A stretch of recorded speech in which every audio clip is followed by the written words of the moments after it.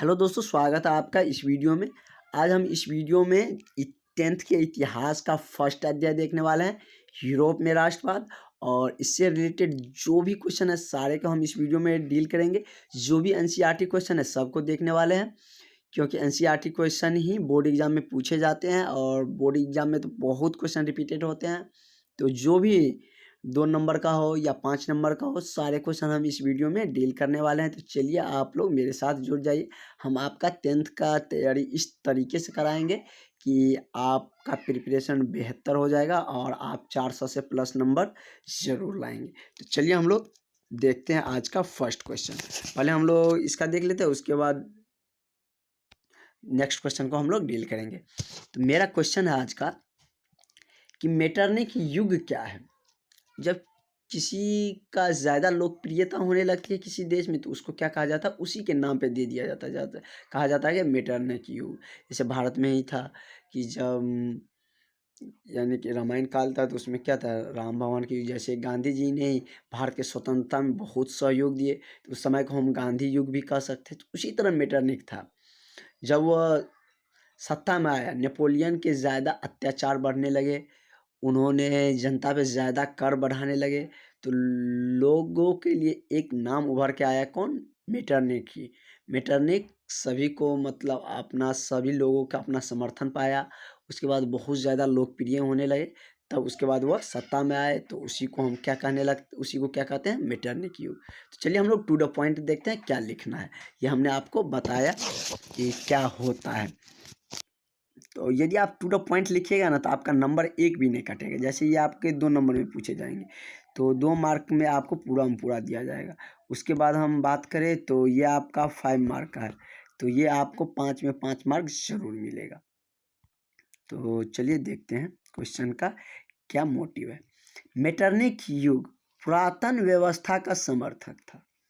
पहले के जो व्यवस्थाएं थी, उस व्यवस्था को क्या करते थे, समर्थन करते थे। जैसे कोई अभी मान के चलो हमारे ही देश में कुछ नया कानून या कोई कुछ नया चीज़ें लागू हो, तो स्टार्टिंग या नया परंपरा आती है, तो स्टार्टिंग में हमें वो बहुत ज़्यादा पसंद नहीं होती। हमें लगता है कि पुराना चीज़ ही ठीक था। तो इससे कुछ लोगों का विश्वास उधर ही पुराने तरफ ही जाता जाता है अभी भी। तो मेटरनिख उसी तरह के थे। वह जब देखे कि नया युग में कुछ यानी कि नेपोलियन का जो चेंजिंग था, वो ज़्यादा लोगों को टॉर्चर कर रहा था या लोग ज़्यादा परेशान हो रहे थे, तो उसने क्या किया कि पुरातन का जो व्यवस्था था उसी को अपनाने लगे और उसी पे वह समर्थन करने लगे। तो चलिए हम आगे देखते हैं। नेपोलियन द्वारा स्थापित एकता उसे पसंद नहीं था। नेपोलियन ने जो स्थापित किया था, वह उसे पसंद नहीं था। और इटली पर अपना प्रभाव जमाने के लिए उसने इटली के कई भागों को विभाजित कर दिया। इटली पर अपना प्रभाव मतलब अपना सत्ता जमाने के लिए उसने इटली को छोटे छोटे प्रांतों में क्या कर दिया, छोटे छोटे राज्यों में क्या कर दिया, विभक्त कर दिया, उसे बांट दिया। और उस युग को ही क्या कहा जाता था, मेटरनिख युग कहा जाता था। छोटे छोटे प्रांत में बांट दिया तो उसको शासन करने में थोड़ा अच्छा होता था, ज़्यादा यानी कि ज़्यादा स्ट्रिक्टली, ज़्यादा मतलब लोगों को डरा के रख पाता था। क्योंकि जब क्षेत्रफल बड़ा हो जाता है तो उस पर कानून व्यवस्थाएं थोड़ी कमज़ोर पड़ने लगती थी। तो इसलिए वो क्या क्या करना किया कि इटली को छोटे छोटे भागों में विभक्त करना शुरू कर दिया। और इस युग को ही क्या कहा जाने लगा, मेटरनिख युग। और बाद में लोगों को पता चला कि नहीं, मेटरनिख भी हमारे लिए मतलब इटली के लिए क्या है, एक अच्छे राजनीतिक नहीं है, जो कि इटली को विभक्त करे। कोई भी देश को कोई विभक्त करेगा तो उसके लिए अच्छे नहीं माने जाएंगे, तो लोग उसे भी हटा दिया। तो आप समझ गए कि मेटरनिख युग क्या था। अब हम नेक्स्ट चलते हैं, जो कि आपको बहुत ही वीवीआई क्वेश्चन है और ये लॉन्ग क्वेश्चन में आपको पूछे जाते हैं। 5 या 7 नंबर में आपको पूछे जा सकते हैं, आप देख सकते हैं। इसका 200 शब्दों में लगभग लिखा गया है। तो ये आपका लॉन्ग क्वेश्चन में ही पूछे जाएंगे। तो चलिए हम लोग देख लेते हैं कि मेरा नेक्स्ट क्वेश्चन क्या है। और बहुत वीवीआई क्वेश्चन है, इसे आप टिक मार के रख सकते हैं। इस क्वेश्चन से, इस टॉपिक से यदि क्वेश्चन आएंगे तो ये ज़रूर रहेंगे और आप अब आपको अथवा करके भी क्वेश्चन रहता है, तो बहुत ज़्यादा चांसेस रहते हैं जितना आप क्वेश्चन को प्रैक्टिस किए रहिएगा। और हम जिस तरीके से आपको क्वेश्चन सवाल लाते हैं वो सारा क्वेश्चन आपके लिए पीवीआर रहता है। हम यदि हम सामाजिक विज्ञान में आपका जो असाइनमेंट आपके लिए तैयार किए हैं उसे यदि आपने सारा क्वेश्चन कर लिया तो आपका एक भी क्वेश्चन नहीं छूटेगा।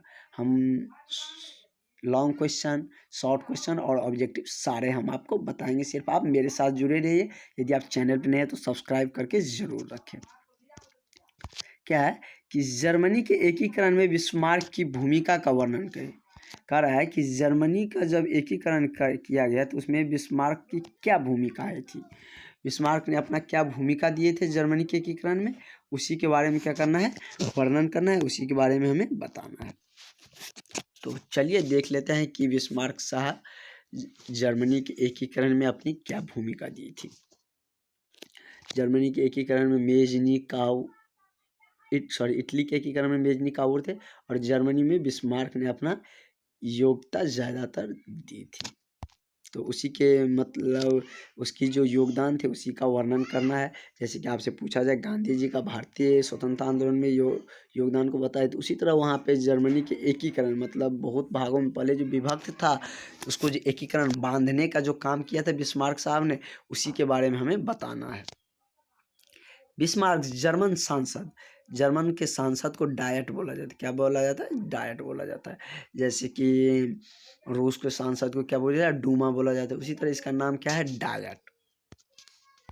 तो जर्मन सांसद डायट में अपने सफल राजनीतिक होने का लगातार परिचय देते आ रहा था। इसका मतलब ये हुआ कि वह जो भी चाहे विधायक हो चाहे एमपी बनता हो, तो जो भी होते हैं कि जैसे मंत्री होते हैं तो लगातार वो बनते आ रहे थे, तो उसको क्या माना जाएगा? सफल ही माना जाएगा। तो यदि अभी जैसे कि लगातार कोई मंत्री बन रहा है भारत में तो उसे हम क्या बोलेंगे? एक सफल राजनीति, क्योंकि तभी वो लगातार बन रहा है, जनता का वो उसे समर्थन प्राप्त है। तो उसी तरह बिस्मार्क साहब भी क्या होते थे कि लगातार अपने सफल राजनीतिक होने का लगातार परिचय देते आ रहे थे। वह निरंकुश राजतंत्र के समर्थन के साथ जर्मनी का एकीकरण के प्रयास में था। वह राष्ट्रवाद नहीं, राजतंत्र के समर्थन के साथ। राजतंत्र का मतलब ये होता है कि यदि राजा शासन किया तो उसका बेटा उसके बाद शासन करेगा। तो इस तरह के वह शासन के साथ क्या करना चाहता था? जर्मनी को एकीकरण करने का प्रयास में था। इसकी कूटनीतिक सफल थी कि उदारवादी एवं कट्टरवादी दोनों ही बिस्मार्क के समर्थक में थे। इसकी कूटनीति ये थी कि जो भी उदारवादी लोग थे और कट्टरवादी लोग थे, दोनों को अपने तरफ मिलाए हुए थे और दोनों को वह अपना समर्थन प्राप्त थे। रूढ़िवादी को छोड़ के उदारवादी, तीन तरह से मतलब जनता को विभक्त किया गया। रूढ़िवादी, समाजवादी, कट्टरवादी और उदारवादी। तो दो इसको समर्थन प्राप्त है, उदारवादी को और कट्टरवादी, दोनों का समर्थन इसे बिस्मार्क को प्राप्त थे। बिस्मार्क रक्त लौह नीति को अपनाते हुए जर्मनी का एकीकरण करना चाहता था। वह क्या करना चाहता था कि सेना के बल पे मतलब मारपीट करके जो भी इसको एकीकरण में बाधा करेगा, जैसे ऑस्ट्रेलिया ये सब इनको बाधा कर रहा था जर्मनी को एकीकरण करने में, मतलब एक मिलाने में। जैसे क्या कि मान के चले भारत का ही कोई राज्य अलग हो जाए और कोई दूसरा सरकार बनेगा, वो चाहेगा कि हम इसको मतलब मिलाए भारत में। जैसे मान के चलिए कि पंजाब ही अलग हुआ और दूसरा सरकार बना और चाहेगा फिर से हम इसको मिलाएंगे, और दूसरा कंट्री जैसे पाकिस्तान हो गया ये सब बाधा डालेगा।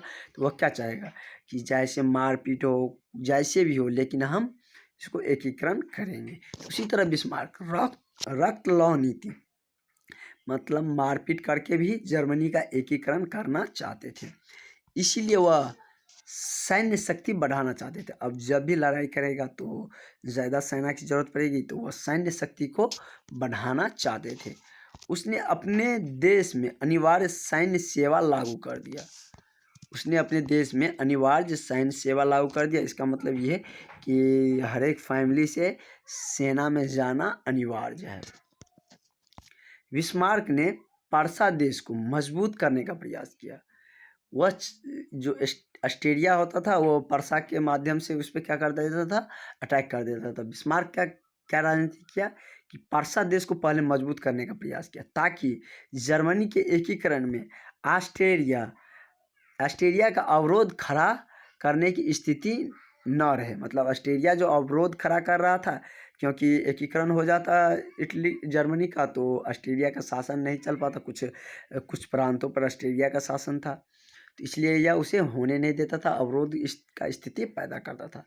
बिस्मार्क ने पर्सा देश को मजबूत करने के प्रयास किया ताकि मतलब उसके सटे हुए, जैसे क्या हमको यदि पाकिस्तान से लड़ा हुआ था, हम बांग्लादेश को भी मजबूत करना चाहेंगे ताकि हमें वहाँ से थोड़ा सपोर्ट मिले, तो उसी तरह बिस्मार्क पर्सा को मजबूत करना चाहते थे ताकि जर्मनी के एकीकरण में ऑस्ट्रेलिया अवरोध खड़ा करने की स्थिति न रहे।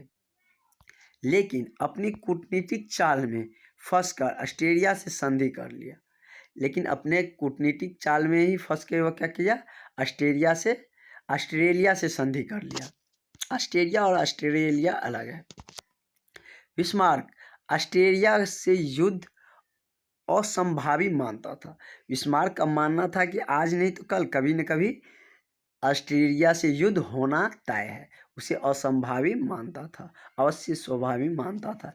लेकिन उनकी मंशा थी कि दुनिया ऑस्ट्रेलिया को ही आक्रमणकारी समझे। मतलब उसकी मंशा थी, वह उसका सोच था कि दुनिया हमें नहीं ऑस्ट्रेलिया को ही आक्रमणकारी समझे, वही हम पे अटैक करे तब हम उसको जवाब देंगे। ये मानसिकता से के साथ वो अपने पड़ोसी दोस्त को क्या कर रहा था, मजबूत कर रहा था ताकि जब भी ऑस्ट्रेलिया हम पे आक्रमण करेगा तो उसे हम छोड़ेंगे भी नहीं और पहले आक्रमण भी नहीं करना है ताकि दुनिया के नज़र में भी नहीं आना है। तो उसके बाद यदि पहले आक्रमण नहीं करेंगे तो दुनिया अलग कंट्री से भी सपोर्ट मिलेगा। दोनों में युद्ध शुरू हो गया। फ्रांस तटस्थ बना रहा। मतलब जैसे अभी क्या है कि रूस का और अभी जैसे रूस का जो युद्ध चल रहा है उसमें क्या कि अमेरिका भी रूस के विपक्ष में है, लेकिन भारत क्या है कि किसी के पक्ष में नहीं है, वह तटस्थ बना हुआ है। मतलब सिर्फ दोनों पे देख रहा है कि क्या हो रहा है। उसी तरह फ्रांस क्या था, तटस्थ बना हुआ था। ऑस्ट्रेलिया ने सन 1866 में पर्सा के खिलाफ सिडेवा युद्ध की घोषणा कर दी। युद्ध किया ऑस्ट्रेलिया ने 1866 में पर्सा के खिलाफ, और उस युद्ध का नाम क्या था, सिडेवा का युद्ध था। और ऑस्ट्रेलिया और इस पर्सा से तो इसका बिस्मार्क ने संधि कर रखा था, जर्मनी ने संधि कर रखा था। तो संधि के अनुसार पर्सा के पक्ष में इटली ने ऑस्ट्रेलिया पर आक्रमण कर दिया। इटली भी पर्सा से संधि कर रखा था तो उसने भी ऑस्ट्रेलिया पर आक्रमण कर दिया और इधर से जर्मनी भी कर दिया। अतः ऑस्ट्रेलिया पे दोनों तरफ से घिर गया। उसके बाद पूरी तरह से वह हार गया। जर्मनी के एकीकरण में बिस्मार्क की यह भूमिका क्या रही, यह कूटनीतिक भूमिका वह सफल रही। अंततः 1871 ईस्वी में जर्मनी का एकीकरण हुआ। इटली का भी एकीकरण 1871 में ही हुआ था। तो ऑब्जेक्टिव आपका इससे दो बन रहा है कि जर्मनी का एकीकरण कब हुआ, इटली का एकीकरण कब हुआ। और नेक्स्ट में जब हम ये टॉपिक ख़त्म हो जाएगा तो इसका ऑब्जेक्टिव भी देखेंगे, तो उसमें आपका इसका सारा ऑब्जेक्टिव एनसीईआरटी का जो भी ऑब्जेक्टिव है सारे आपको कवर हो जाएंगे। तो चलिए हम लोग मिलेंगे आगे। आज के लिए इतना ही रहने देते। Thank you. और आप अच्छे से तैयारी करते रहिए और सिर्फ आप मेरे साथ जुड़े रहिए। हम आपका तैयारी एक अच्छे लेवल पे लेके चलेंगे ताकि आपको 80% से ज़्यादा नंबर मिले और आप अपने समाज में अच्छे मतलब रिस्पेक्टेबल स्टूडेंट बन जाए। क्योंकि 10th के मार्क का सबका एक्सपेक्टेशन रहता है, सिर्फ आपके फैमिली और आपके रिश्तेदार की नहीं, पूरे गांव के आपसे आशाएं रहती है, आशाएं जुड़ी रहती हैं कि इसका बेटा अच्छे नंबर लाएंगे। तो हम आपसे उम्मीद करते हैं कि आप भी अच्छे से मेहनत करिएगा। तो चलिए, थैंक यू।